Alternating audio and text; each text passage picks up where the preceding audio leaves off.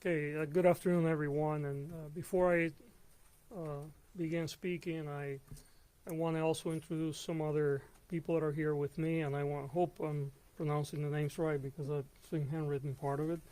But I have Ana Maria Barat, Jose Menendez, Jose Menendez, and niece Karen Vandermolen, and Katie's niece. They're all here with us.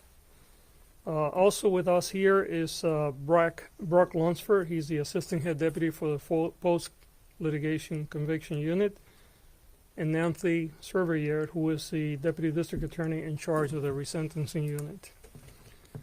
Let me begin by telling you that this is a case where we've had many people in this office spend a great deal of time reviewing the case. I have to tell you unequivocally that we don't have a universal agreement. There are people in the office that strongly believe that the Menendez brothers should stay in prison the rest of their life, and they do not believe that they were molested. And there are people in the office that strongly believe that they should be released immediately and that they were in fact molested. I have to tell you that after very careful review of all the arguments that were made for people on both sides of this equation, I came to a place where I believe that under the law, resentencing is appropriate, and I am going to recommend that to a court tomorrow. What that means in this particular case is that we're going to recommend to the court that the life without the possibility of parole be removed, and that they would be sentenced for murder, which, because there are two murders involved, that would be 50 years to life. However, because of their age, under the law, since they were under 26 years of age at the time that these crimes occurred, they would be eligible for parole immediately. The teams that have worked on this, on the resentencing side of it, have spent literally probably hundreds of hours by now looking at this case. These cases were originally presented on the habeas side of it, which I'll explain in a moment what that is, last year, and then the request for a prosecutor-initiated resentencing occurred earlier this year. And there have been people in this office working in these cases from the very beginning, as well as many other cases that we have. The reason why I'm here today and why I came in front of all of you about 10 days ago is because there was a more recent documentary about the case that again brought a tremendous amount of public attention. And we know there have been other documentaries, so this is not the first, this is the more recent one. And frankly, our office got flooded with requests for information. And even though this case was already scheduled to be heard in late November, I decided to move this forward because, quite frankly, we did not have enough resources to handle all the requests. And one of the things that I thrive to do in this office is to be very transparent in everything that we do. In this case, we review the prison files. And you have to understand that the way the process works, when you're talking about a resentencing under the law, it really focuses not necessarily on what the original crimes were, but it focuses on, has the person been rehabilitated, number one, and number two, can they be released safely into the community? Under that rubric, since I've been in office, we have resentenced over 300 people, including 28 for murder. Only 4 have reoffended. If that was a regular recidivism rate in this country, we would be the safest nation in the world. But we know that it's not. In fact, somewhere between 40 and 50% of the people that go to prison reoffend and get rearrested. And that's why we have so many problems. However, when you look at the case of the Menendez brothers, you see two very young people. One was 19 and the other one was 21 when they committed these horrible acts. And I want to underline, they were horrible acts. There is no excuse for murder. And I will never imply that what we're doing here is to excuse that behavior. Because even if you get abused, the right path is to call the police, seek help. But I understand also how sometimes people get desperate. We often see women, for instance, that have been battered for years, and sometimes they will murder their abuser out of desperation. And I do believe that the brothers were subjected to a tremendous amount of dysfunction in the home and molestation. But they went to prison for life without the possibility of parole, which meant that certainly under the law at that time, they had no hopes of ever getting out. They could have done what many other people do, which is basically said, you know what, I'm here for the rest of my life, so I'm going to do whatever. I'm going to misbehave, I'm going to join gangs, I'm going to live the life of the prison. But they never did that.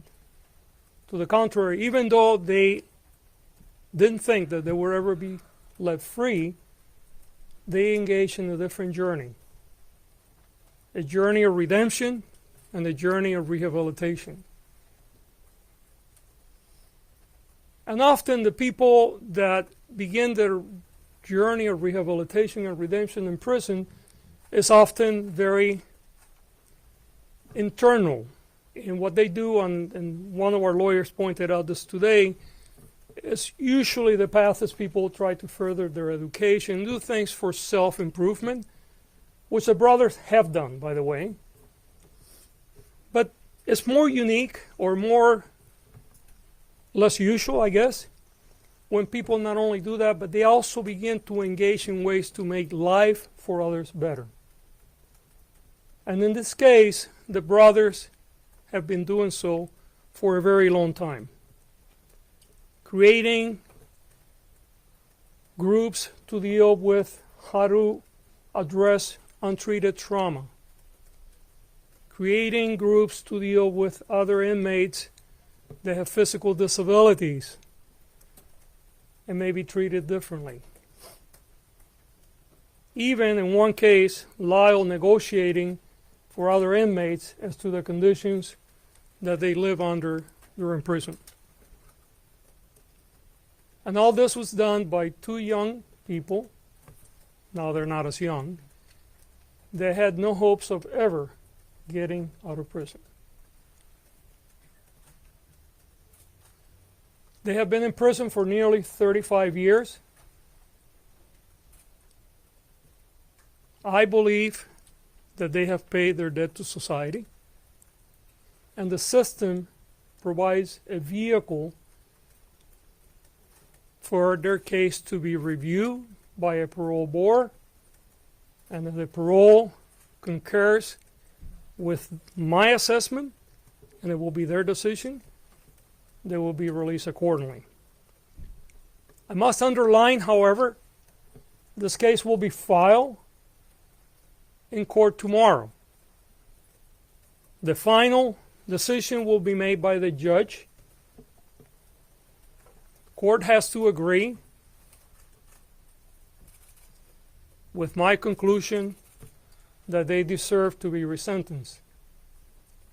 It is very possible that there may be members of this office that will be present in court opposing the resentencing. And they have a right to do so. And we encourage those that disagree with us to speak, and the court is the appropriate place to do it. We certainly feel we're very sure Not only that the brothers have rehabilitated and that they will be safe to be reintegrated in our society, but that they have paid their dues, not only for the crimes that they committed, but because of all the other things they have done to improve the life of so many others. So, again, we will be filing for resentencing tomorrow.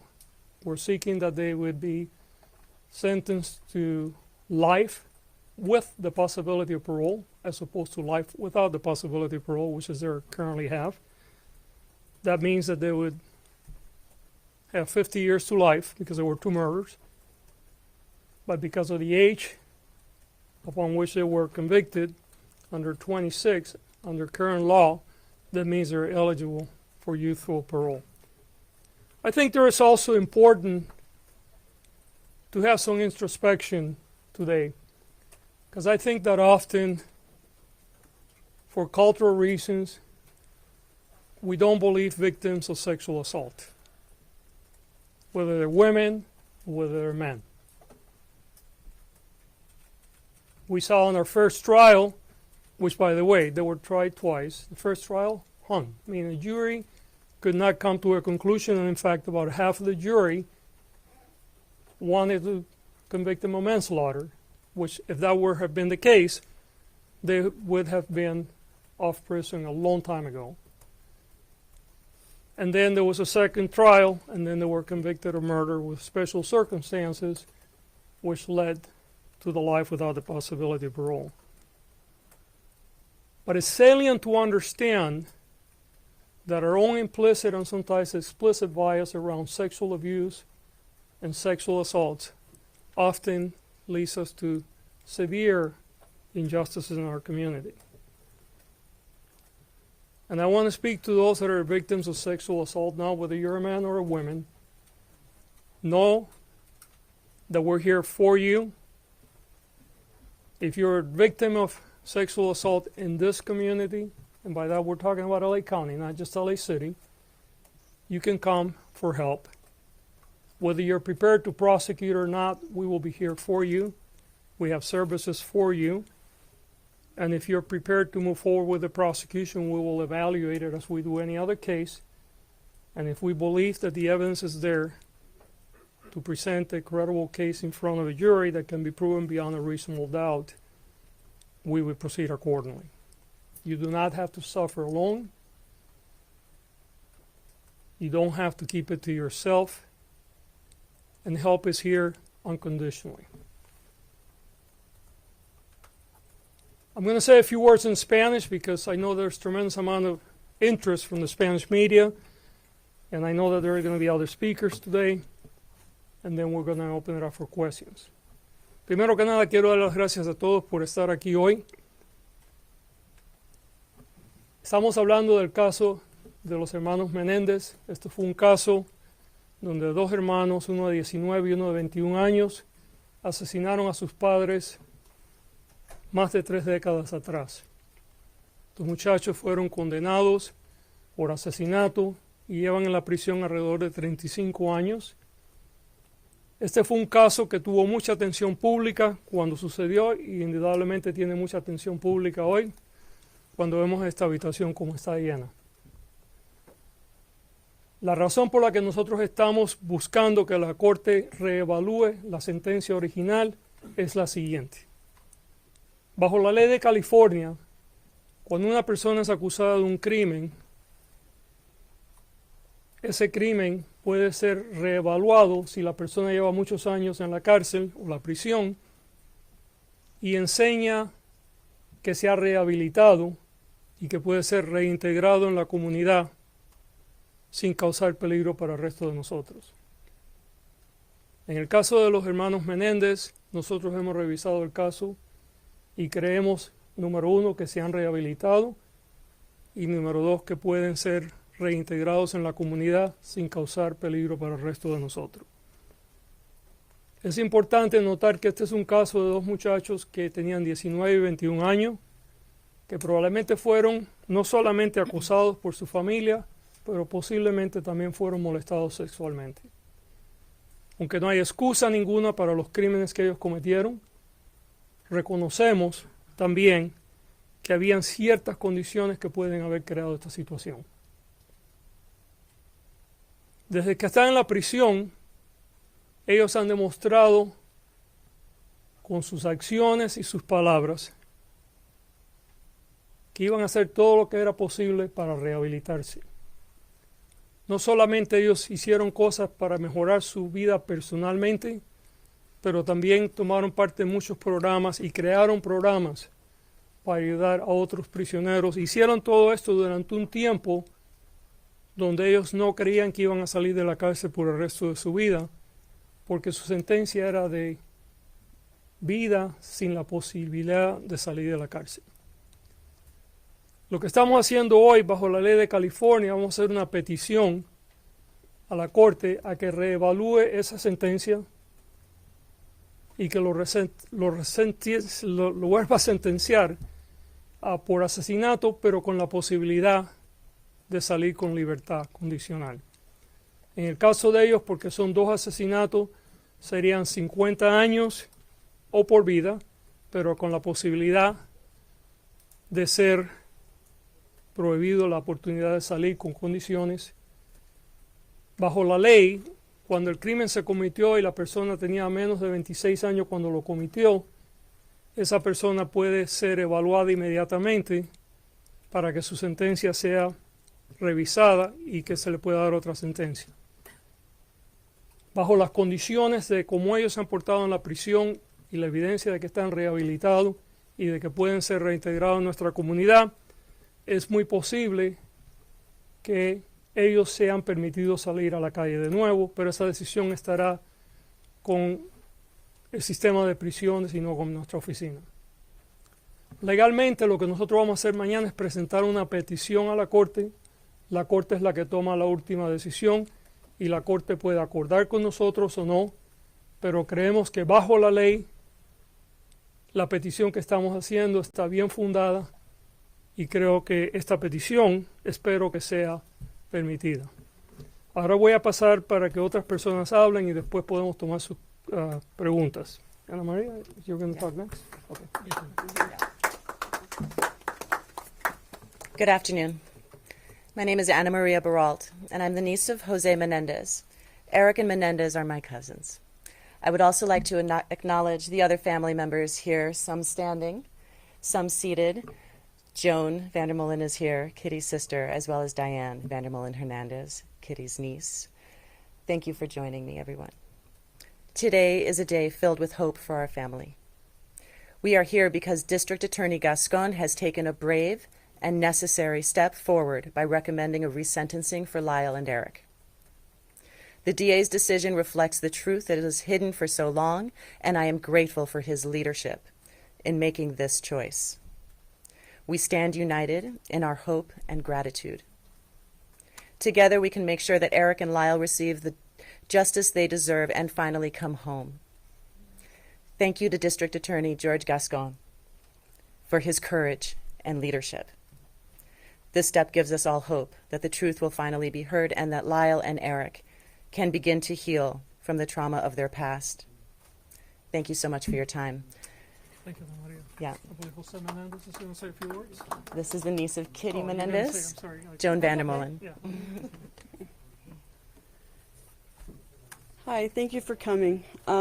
We are here today because District Attorney Gascon has taken a brave and compassionate step forward by recommending resentencing for my cousins, Eric and Lyle. And we wish to offer our deepest gratitude to DA Gascon. This decision is not just a legal matter. It is a recognition of the abuse my cousins endured, and we are grateful for the DA's leadership in putting justice over politics. We know this wasn't an easy decision, but is the right one. This is about truth, justice, and healing. It is time for Lyle and Eric to come home. And I ask all of you to join us in this fight for justice. We stand united in our hope and in our gratitude. Together we can make sure that Eric and Lyle receive the justice they deserve and finally come home. Thank you again to District Attorney George Gascon for his courage and leadership. This step gives us all hope that truth will finally be heard and Eric and Lyle can begin to heal from the horrors of their past. We hope this will also shed light and increase awareness and help others who have been victimized by sexual violence. Thank you all so much for being here today. We are grateful for everyone's support. Is there anyone else speaking? No, that's it. Okay. Okay, and I apologize. I'm reading notes here and I'm trying to understand all the notes. Yes, ma'am. Can you explain, so you go tomorrow, you file a case for resentencing, then what happens after? Are the brothers gonna be there tomorrow, and when is the role of the parole board going to come in? Right, and you know what? I'm going to actually have the people that are handling the case walk you through all of it. The brothers will not be there tomorrow. The role of parole board comes later, but Nancy, why don't you walk everybody through? Okay. Yeah. Walk tomorrow, sir. So what we'll do is we'll file our, Say your name, ma'am, your name and your title. my name is Nancy Thaberge. I'm the deputy in charge of the resentencing unit. This is Brock Lunsford, assistant head deputy of the post-conviction litigation division. So what will happen is tomorrow we will file the actual petition requesting resentencing with the legal arguments and accompanying exhibits as to why we think it's appropriate. It's just a filing. No one's going to physically be in the courtroom. From there, we'll also serve the defense with our motion and our paperwork so that they'll have their copies. And from there, we will coordinate with the defense to set up a court date with the court so that the petition can be heard. Now, whether or not that's a setting or a hearing will be decided between us and the defense and the court once everybody gets an idea of what we've filed. Then from there at the hearing, the defense can either decide to have the defendants, the Menendez brothers, physically brought into court. They can ask that the individuals appear by video or audio WebEx, a kind of a Zoom participation, which we all kind of adapted to because of COVID. And then from there, we will do the hearing and submit all the written and legal and oral arguments and any evidence that needs to be admitted at the time, and then the court will rule at that point. But we don't have that court date yet because we're just starting the process tomorrow.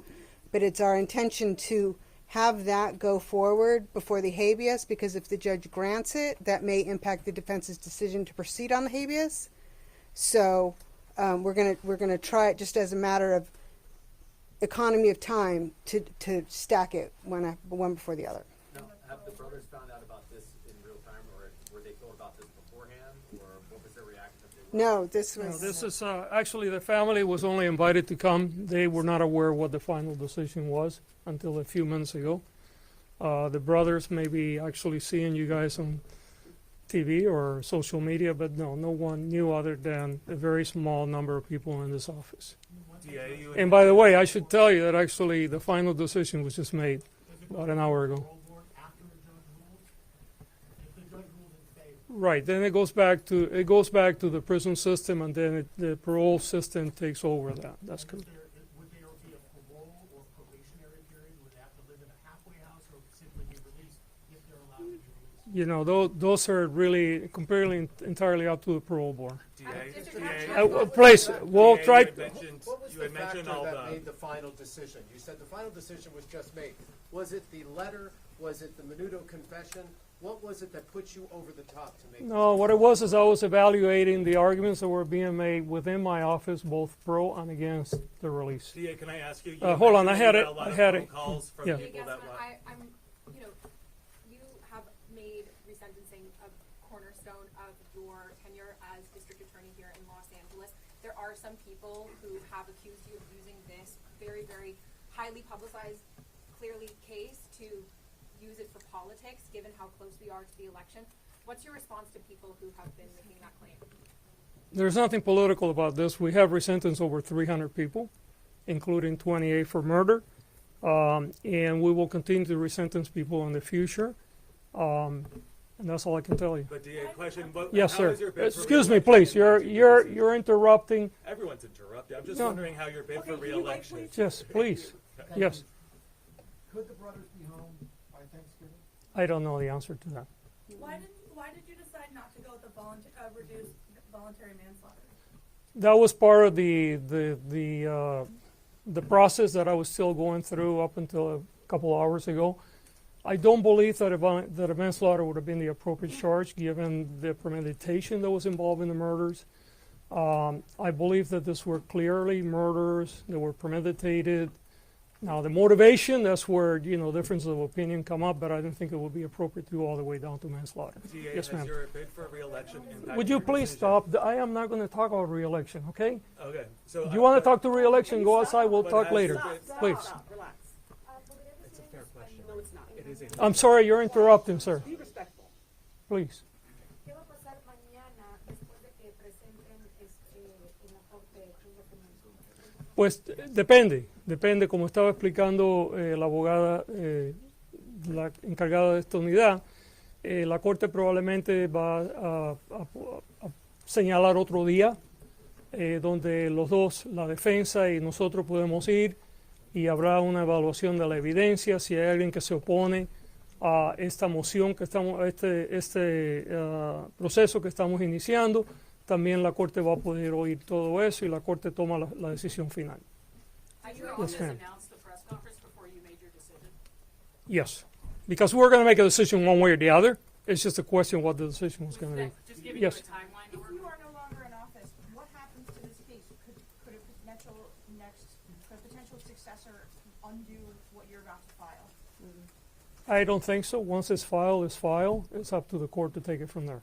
You mentioned Yes, I'm sorry. In a parole situation, obviously you've got a policy of not sending PDAs to those. Since you're obviously supporting the push for release here, how would that work? Would people from post-litigation be sending some big bill for the parole board to argue for their release? Or No. We have a policy that we only send victim services advocate if the victim or the victim's family wants that support. We don't send lawyers to our parole boards to relitigate a case. The parole board is fully aware of what the initial crime was, the crime that led to the conviction.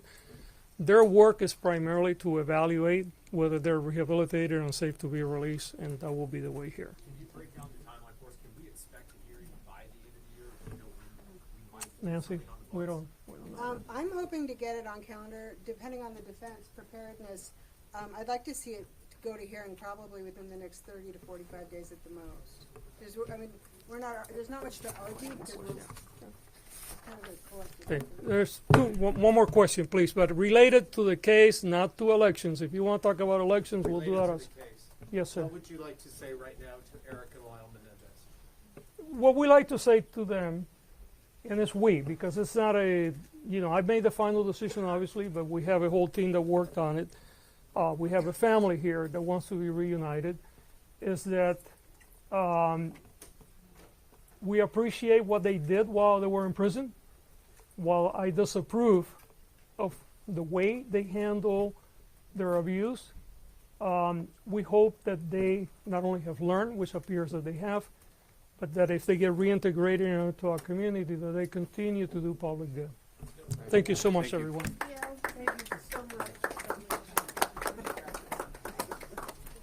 Thank you. Thank you. Thank you so much. Thank you, sir. Thank you. Thank you. Thank you.